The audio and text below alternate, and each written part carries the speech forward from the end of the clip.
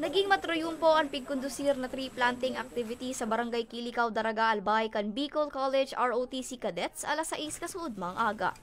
Sa mga nagpartisipar sa aktibidad, si Private 1st Platoon Foxtrot Angeline Escobedo na pigkakaugmaan pagkakaiguan ng siring na aktibidad kan sa indang eskwelahan. Doon nga po sa calamities natin ngayon, lalo na puro baga ang dami ngayong climate change and anything. Tapos since sa for us na students, maganda mag-start po baga na ang discipline sa sarili and for our environment din po. Segun kay Bicol College NSTP ROTC Coordinator 1st Lieutenant Ryan Lenaresas, singsang gatos na nara asin kamagong seedlings halis sa Department of Environment and Natural Resources ang sa indang naitanom sa aktibidad. Taon-taon man daan ninda ining pigkukondusir bilang parte kan sa indang inisyatibo na makatabang sa pagprotekir sa rekursos naturales kan nasyon. Pigbuksan man ninda ang aktibidad sa indang mga estudyante bilang pagpukaw sa mga ininatauanin importansya ang kapalibutan.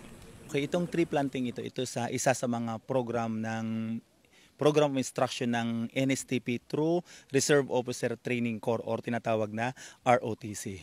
Ito yung first semester every semester ginagawa ng Bicol College na mag-conduct ng tree planting. Sabi ko nga napakalaking impact ito sa community dahil sabi ko nga itong napunta natin na ang area Barangay Kilikaw, ito yung mga prone sa disaster like for example yung Mayon, napakalapit yung Mayon dito, then malapit sa ilog, ma-front ito sa baha. Instead na nasa ibang activity sila, dito sila nakatulong pa sila sa community.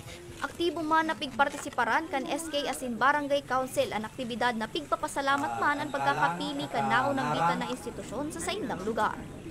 We are very thankful na yung Bicol College nakandak sila ng activity which is the tree planting and siguro it's very helpful siya.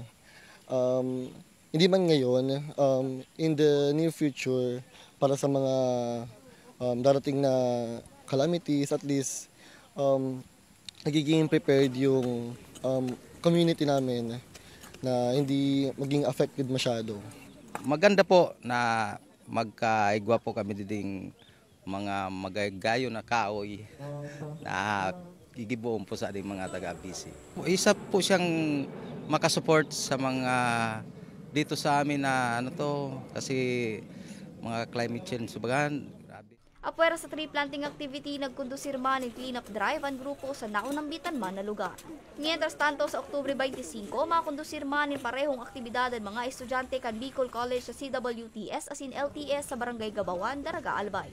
Mabuhay Barangay Kilikaw! Mabuhay Bicol College ROTC Unit!